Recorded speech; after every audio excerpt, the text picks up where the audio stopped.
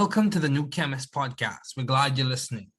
Feel free to download this podcast on Google Podcasts, Apple Podcasts, and a variety of other platforms.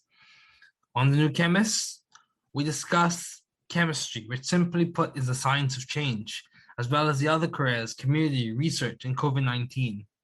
We're happy you're tuning in. My guest today is Malcolm Danmola, an engineer programming manager at Apple. Thanks for joining me today. It is good to hear from you. Just briefly, I'll inform my audience about you. Malcolm was a colleague of mine at Georgia Tech. He completed his Bachelor's of Science in Business Administration with a concentration in IT management. He was active in Georgia Tech Student Ambassadors, Student Alumni Association, NSBE Conference Planning Chair, Vice President of Alpha Phi Alpha Fraternity Incorporated, and NPHC Vice President of Internal Affairs. Currently, he is pursuing a Master's of Science in Technology Management at Columbia University. He served in a variety of roles in IT and is very adept and intelligent and accomplished as a young person. Please welcome Malcolm. Thanks, Malcolm, for joining me today. It's so good to have you on as a guest. Malcolm is a good colleague of mine from Georgia Tech, very intelligent, studied business administration with a concentration in IT management. So Malcolm, as we begin, what have been your long-standing interests? Yeah, hi, David.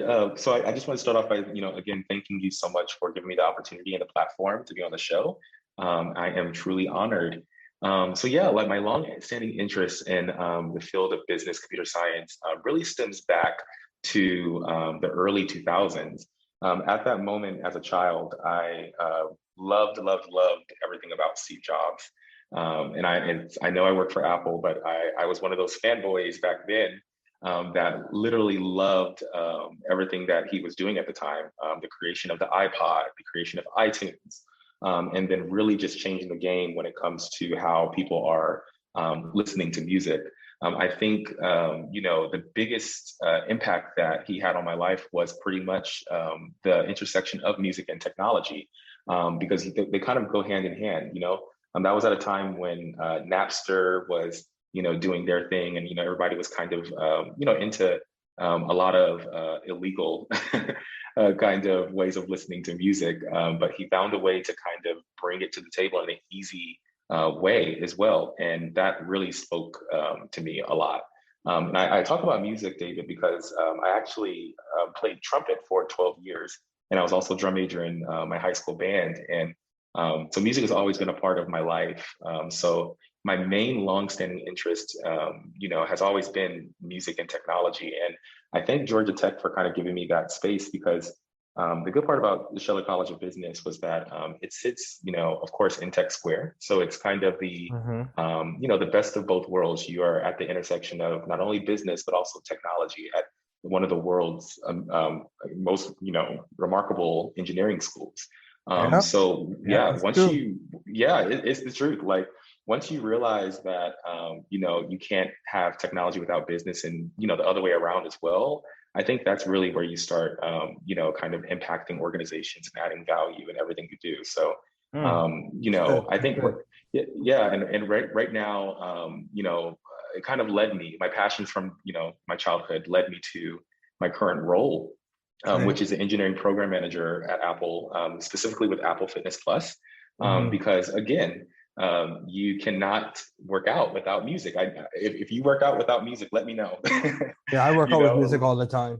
Yeah, definitely. Like, while you're on the bench press, you're listening to that great song. Same thing with while you're running, you're listening to something that can, match your energy at the time. So still, again, like, I'm finding that those longstanding interests that I had as a child are now kind of coming into fruition, and I'm still trying to hone in on that, to find out, how I can still impact change in the intersection of music, technology, and business. Okay, that's good. That's good. So yeah, man, that sounds good. So you talk about adding value, and along the lines of adding value and keeping the big picture in mind with your career and your life. How do you maintain view of the big picture in your life and in your career in general?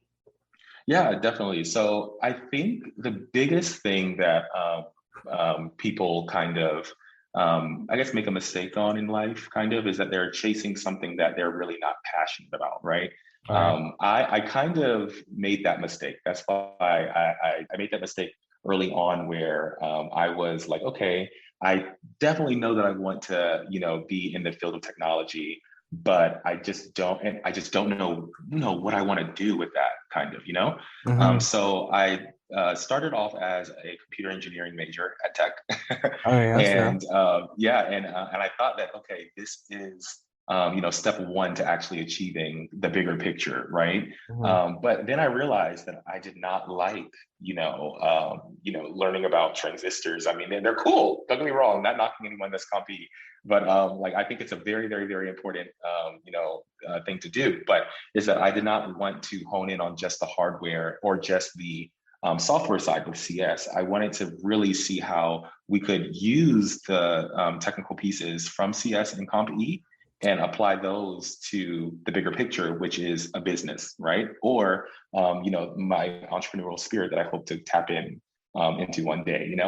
Okay. So I think really once I found out, early on at Georgia Tech that I really need to be a business student that focuses on technology and CS, for example. Mm-hmm. I think that's when I really started to hone in on I feel like my purpose kind of, and Oh, that's what wow. led me, yeah, that's what led me to Chevron at the time, where I was a business analyst, Mm-hmm. also an IT infrastructure analyst as well in Houston in California.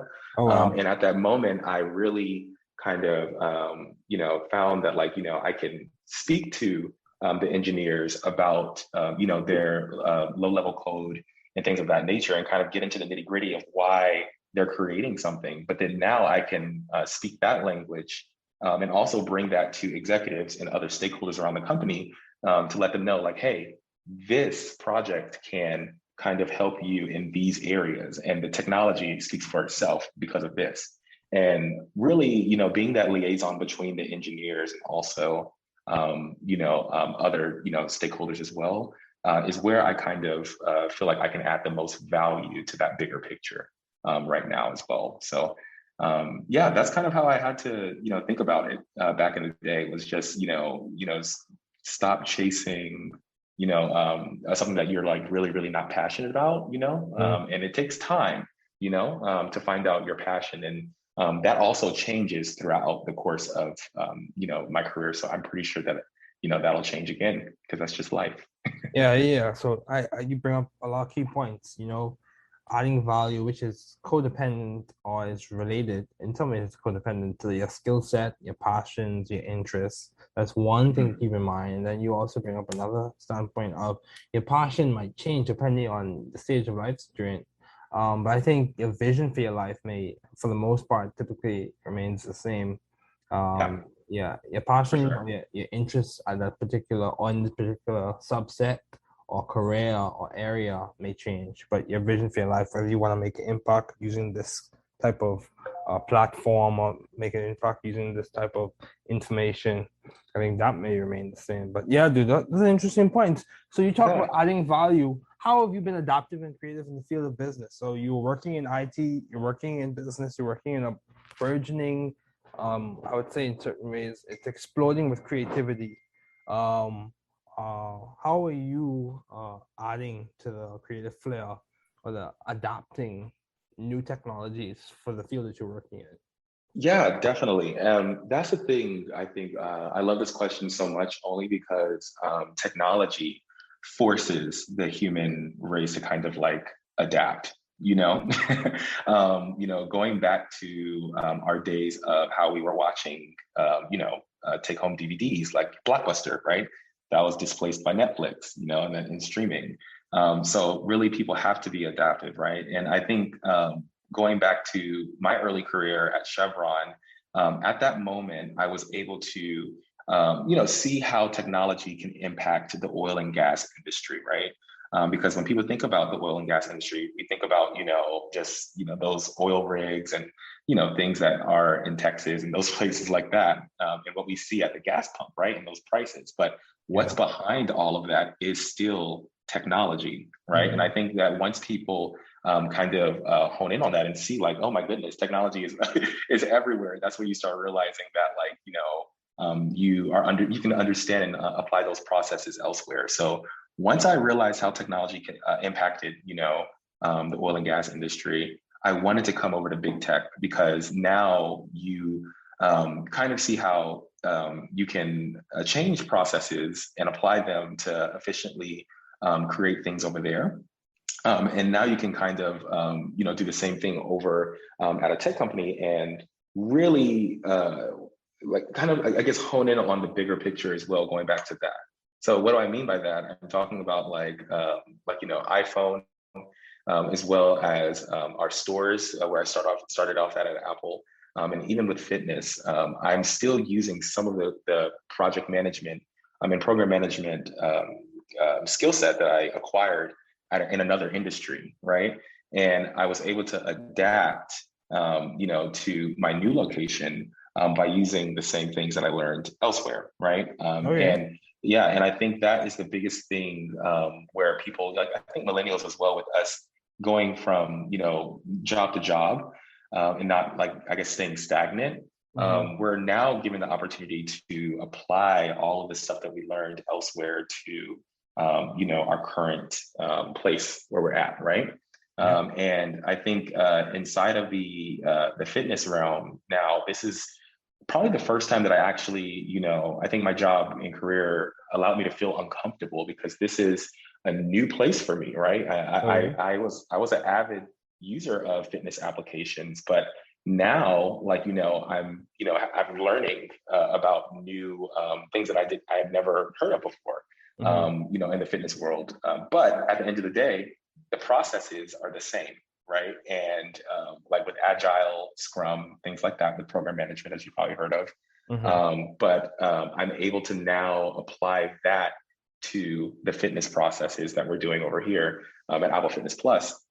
And also I'm able to kind of add value where I see fit as well. So if we see that something is not working out, for an example, I can then go in and say, hey, let's try this. And then now having a conversation with the engineers, it kind of adds value right there, where we have kind of an open roundtable of just discussion. A value in terms of thought.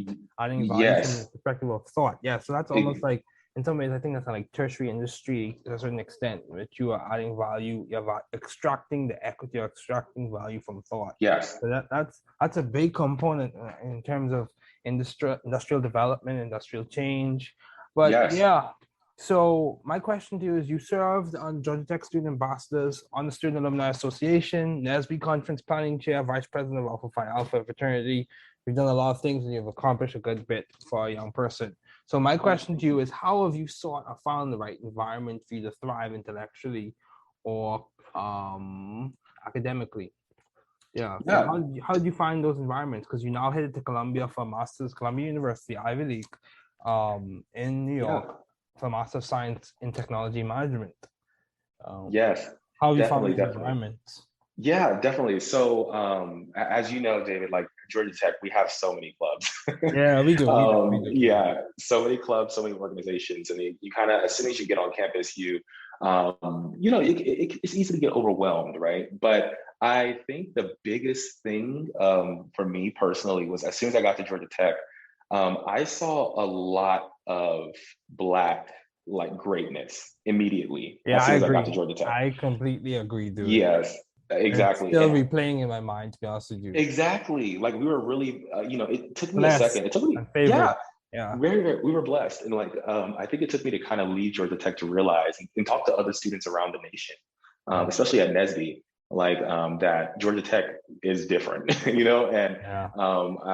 have our own problems, but at the end of the day, we still reach the common goal of greatness. And I think really it, just seeing the great people that I was looking up to at the time, at Georgia Tech, and I saw what organizations they were a part of and also the clubs they were a part of. I was like, I need to be a part of that, and really that's kind of what led me to even my fraternity, Alpha Phi Alpha Fraternity Incorporated, because literally every single individual in that chapter, they were reaching their goals, and they were people that I was actually looking up to at the time. And even with NSBE, I think what people also don't really know, because I don't talk about it a lot, but my uncle actually was a part of the Chicago Six. So Wow. he actually founded Nesby at Purdue University with other people as well at that institution. And so Nesby has been a part of my life ever since birth. I remember hearing about it when I was a child from my mom, and even before he passed away, like he was even talking about it at a young age for me, Mhm. and I didn't even know that Nesby was going to be such an impact to my life later on in life, even as a business student, and Mhm. even currently. But like that was really, really, really, I think one of the most impactful organizations in my entire collegiate career Mhm. was also the National Society of Black Engineers, along with Alpha.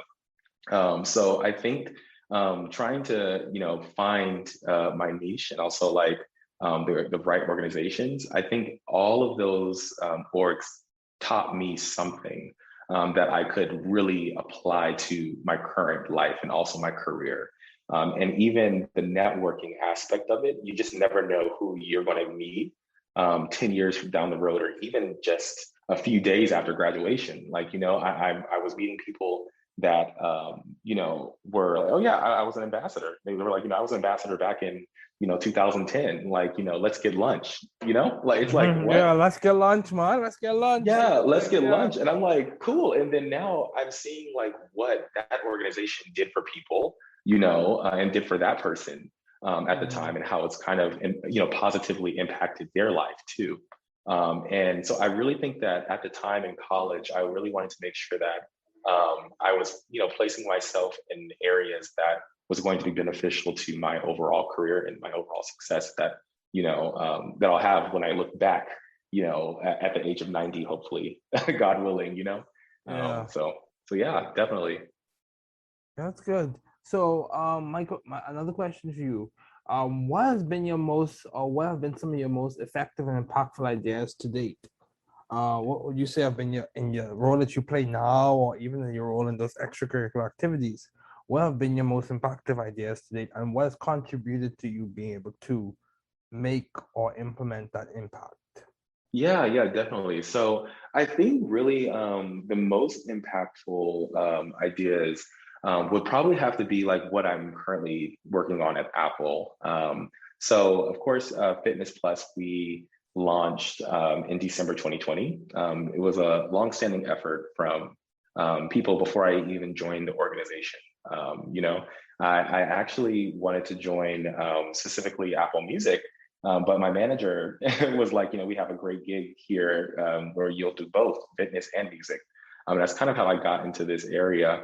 But a lot of the ideas that I have kind of thought about really apply to, like I said earlier, the processes and like how I can actually ensure that we are efficiently, driving our project to completion, right? I think that's the biggest thing that an engineering program manager can do is like basically, make sure that we're running as efficiently as possible. While I know like with Apple, of course, we can't talk about too much. That's fair. That's But fair. but That's but fair. but yeah, I do want to say like for sure, like like I think especially in the music realm, like how I work with a lot of the teams that work with those trainers, like with the way that they choose music. Mhm. Basically one of the tools that I support basically actually helps that trainer choose the songs that they want inside of a workout. Anything that goes into that kind of goes across my desk, like where I'm Okay. trying to make sure that the tool is we're efficiently running that to make sure that the trainers can actually be in the studio and record their stuff on time in those videos. Mhm. Same thing with like a lot of the metadata that goes into actually the actual application of Fitness Plus, making sure that that is there and that it's QA'd and that it's actually going to look the way that it looks right now. It takes a lot to actually get to that point, Mhm. along with even the programming efforts as well. That's another one of the teams that I support. And by programming, I'm talking about like as soon as you open the app, there's a person that actually has to do all of that. But there's, again, a tool that actually supports that. So, applying my ideas and also, my efficient processes to those nuances and those three tools is very, very, very important. So I have to say, like, what I'm doing right now really is, I feel like, kind of impactful, because it's not only affecting just, my life and kind of my, learning of, like, what I'm kind of doing right now, but also it's affecting X amount of people in 6 countries right now. Wow. So it's like it's really, really, really, I think eye-opening, that, like, every time I get to work, I know that, like, I'm making that impact change, amongst people's lives, and it's not just about me. It's like, let me think about what is best for the customer in this respective geo, with these, respective, nuances, because not everybody's the same. So Yeah, that's fair. yeah, That's fair. So understanding your demand, the principle of demand, supply and demand, understanding your demand so that you could really be, not have a monopoly per se, but you could really be an expert in supplying what people want. So yeah, I completely agree with that. Yeah. So yeah, yeah. how have you maintained balance, or how are you striving to maintain balance given all your responsibilities and accomplishments? Yeah, I think that's a really good one too. Work-life balance is very, very important. Going back to when I first started at Apple, I found myself, kind of, and this is all personal. I really wanted to make sure that I was, really excelling, and I think, Georgia Tech kind of teaches us to, do that in everything that we do, along with some of the organizations that I'm in. But, like, also there was a cost to that. I was kind of sacrificing some of my weekends by trying to go the extra mile, which, at the time I was like, oh, to go the extra mile, I have to do this on the weekend, or I have to do this after hours. No, I think now, 3 years into my role, I'm realizing that you can also apply efficiency to, your actual career. You can actually plan accordingly to make sure that, your working hours work for you. And I think, especially with the COVID-19 pandemic, of course, I no longer have to go into the office as of now. But before the office, I didn't have to commute, an hour and 30 minutes one way to work. So I think really, kind of the, like, making sure that, like, the balanced life, kind of comes, easy. I think that it does not. You have to make sure that you actually hone in on those. And it's also a skill set that you have to actually add, that people don't really think about. Now I found that, just merely off the fact of planning my week out, on Sunday evenings, also, kind of blocking off certain slots in my calendar to make sure that I can, focus on my own mental stability as well after work, Yeah, that's and my fair. Very responsibilities. important. Yeah, exactly. Yeah, actually, and being intentional about that too is very, very, very, very important. And I think that's the biggest advice even that I can give to anyone that is interested in the realm of technology, especially, working remote, because now that you're remote, the expectation is like, oh, there is no commute. Just go ahead and start. And then, like, I found out that, oh, why is the sun still up while I'm working? So I have to make sure that, like, that I, don't forget and lose sight of that balanced life that I, am trying to ensure that I keep up. So, Yeah, yeah. that's good. That's good. And balance is dynamic. It's not just a static instance of perfection, but it's a dynamic that you just have to adjust to. Yeah. So, Yeah. how have you maintained vision and teamwork in your environment? Yes. So pretty much with that, like, I think the biggest thing that, I had to realize was that, you cannot, do everything by yourself. The first thing that you do as soon as you get to a place like Apple, you kind of ask, like, how can I, excel here? How can I be successful? And kind of like what I said earlier, the first thing that you have to do is network, build those relationships, with people. And, I think that has been the biggest help to, like, maintaining my vision, is that, I've built so many relationships across the company, so many relationships, even externally as well, in the realm of technology. And I kind of have, been allowed to, what am I trying to say? I guess kind of like maintain my vision because I seek out advice from others, right? Okay, that's And good. That's good. you kind of take, you take a lot of the stuff with a grain of salt, but the ones that like really speak to you, your life, you'll know, what that is. And that has really, really helped a lot.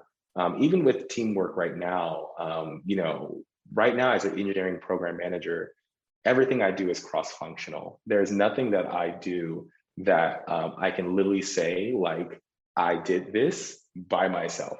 If anyone ever says that, it's like, it's interesting, but at the same time, it's like, how did you do that? Let me know, because I literally have to work with everybody in these cross-functional teams to kind of reach a common goal. I can still add value, but like at the end of the day, you have to really ensure that you seek out that help from other people, and also encourage other people to reach their common goals, or even like how we're maintaining the pace of a project, for example. It's not, if I'm the only person that knows the timeline, nothing's going to get done, right? But as soon as I tell everybody about the timeline and they kind of tell me what their teams can do, now we're kind of like, a well-running machine, Yeah, that's good. That's good. Yeah, and we finally can actually reach our common goal because you have other people too. I think that teamwork is very, very, very like big, I want to say, in my life, because you can't, be anything without teamwork. Yeah, and the thing is, I think starting off at Georgia Tech and you starting and finishing at Georgia Tech, we come to understand the teams play a big role when it comes to scientific innovation, when it comes to scientific problems, and also when it comes to glasswork too. So yes, oh my God, yes, plays a huge role. Exactly, literally. Yeah, and I want to say for sure, David, like back in college at Scheller, I literally always asked, why are we working in groups so much? I was like, oh my God, I'm so tired of this. But I'm very thankful now, looking back 3 years, that they really allowed us to do that, because that's all you do. Like in real your life, career, yeah, you're working in real life, no matter if you're in technology, finance, or consulting. Kind of the consultants always talk about like, when they're looking for other people and to join their company, do I feel like I want to go get drinks with you, after work? It's like, it's big, because at the end of the day, we're around each other so much. And it's like that even at Apple. It's like, you have to work as a team to get the job done. So yeah, I really do thank, my background for that one, for sure. Yeah, that's good. Yeah, so why did you choose business? Why did you choose technology management as a field to do your graduate studies at Columbia? Yeah, definitely. So really, technology management, of course, that was my concentration at Scheller. And again, the reason why I chose Scheller was merely of the fact that it sat at the intersection of business and technology, right? Those two things, again, like I said, they go hand in hand. So today, like really in like the highly competitive and global technology-based economy that we're in right now, like we really have to make sure that like these program managers, CTOs, CEOs, anyone that has some sort of stake in technology, has those key strategic and tactical skills necessary to drive like organizational performance through the use of anything, the use of technology, just to make sure that they're leaders in the field. Because when you kind of create something in technology, again, like I said earlier, you're impacting not only yourself, but you're potentially impacting a lot of people, right? Even from the small, people kind of don't even think about the notifications, the push notifications they get on their phone, but that push notification has a psychological effect on people. It really does. Yeah, it's very granular, right? And I think that I'm very, very excited to kind of go to a school like Columbia that actually invented the laser, or the first place to kind of find plate tectonics, for example, through the use of technology, and learn from those professors to kind of, I guess, what I'm trying to say, like, I guess, learn how to leverage technology as a driver for business process innovation and improvement anywhere. right? Okay, that's So good. That's I good. yeah, and I know that right now, at Apple, I see, how, the executives, how long they've been there, and, how they have been able to be a driver, for their specific roles. I want to do the same thing. I want to learn how to, enhance business performance through growth. I want to learn how to, kind of adapt and accelerate technologies, impact on individuals as well. And I want to do that by learning with other people, and the 30 people in my cohort. Same thing with, the like in-depth esteemed faculty as well. I want to learn, from them as well. And I think kind of, one of the main projects that I'm really excited about kind of, doing, is kind of focusing on algorithm, implicit bias. Right now, for example, in the world of, technology, a lot of the algorithms are created by white individuals, right? Mm-hmm. And I think that people kind of think of unconscious bias as something that a human does, like, just, unconsciously, like, you don't know that you're doing it, right? Mm-hmm. But how does that have an effect on the algorithms that we're creating, I'm very, very excited to kind of hone in on that a little bit, just to do more research and find out, about, how we can ensure that we, stop this, and that we kind of correct and, rectify this issue before it becomes something that is, spun out of control. Right now, I do think that we can course correct, but if we don't course correct, it can get really bad. So, That's fair. yeah, really, really excited about that. Yeah, man, that sounds good. And as we conclude, what has been some of the most beneficial advice you have received? Yes. So the most beneficial advice I've received. Ooh, let's see. I think that would have to be, just going back to what I was saying, building relationships. I wish I could give you something else, but like that truly has been profound in my life. Because literally you don't know what you, like, what the impact will be from somebody until Mm-hmm. it actually happens later on in the timeline of your life, right? I agree. I Um, agree. yeah, and really, I think that has happened over and over and over again, where somebody has told me something, and then I didn't understand it then, but just go a few more steps in your career and you see it plain as day, and how, had you not listened to that advice, you could have, gone down the wrong, spiral, right? Mm-hmm. So I think really, like, building relationships has to be one of the biggest pieces of advice that I would receive, at the time from my mentor, at Apple. And that has helped me, in every facet of my life, professionally and also personally too. Okay. So yeah. That's good. Yeah, relationships are very important because at the end of the day, people are the drivers of a lot of decisions that we deal with on a day-to-day basis. Exactly. And, one more thing also, David, I want to mention is that, a lot of the stuff that I've done as well, I've had to try twice. I know a lot of people that kind of give up, off the first try, and Mm-hmm. like, I'm telling you, like, whoever's listening to this right now, please do not give up on your dream. Because literally that bright idea that you have could impact millions and billions of people. But if you give up at this right very moment, you will not, see the light at the end of the tunnel. Mm-hmm. Even Georgia Tech, I had to apply to Georgia Tech twice. Mm-hmm. Columbia, I applied to Columbia in 2014. I was denied. And then I applied later on in life and I was accepted. So it really, goes to show, like, if you do try again, it will happen. Same thing with Apple. I was denied from an internship, but ended up working for them full time. So I Yeah. think that's another piece of advice, is just do not give up. Yeah. Do not Don't give give up. up. As Yeah. cliche as it sounds, don't give up. Yeah, and this is the thing, I'll share some more about my story. I appreciate you saying that on this show.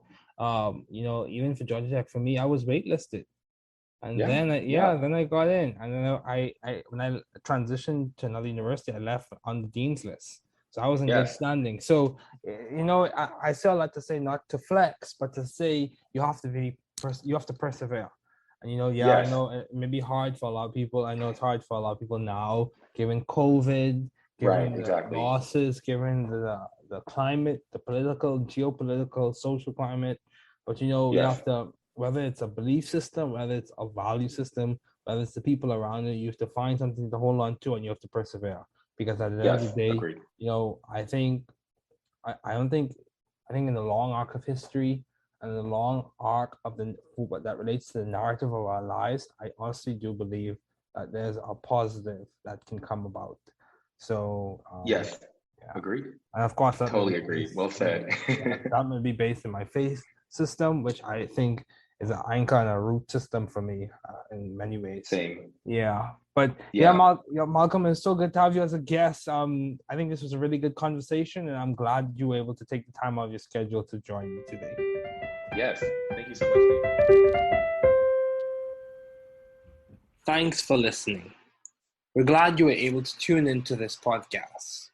Once again, this is The New Chemist, where we discuss chemistry, which simply put is the science of change, as well as the other sciences, careers, community, research, and COVID-19. Thanks again for listening.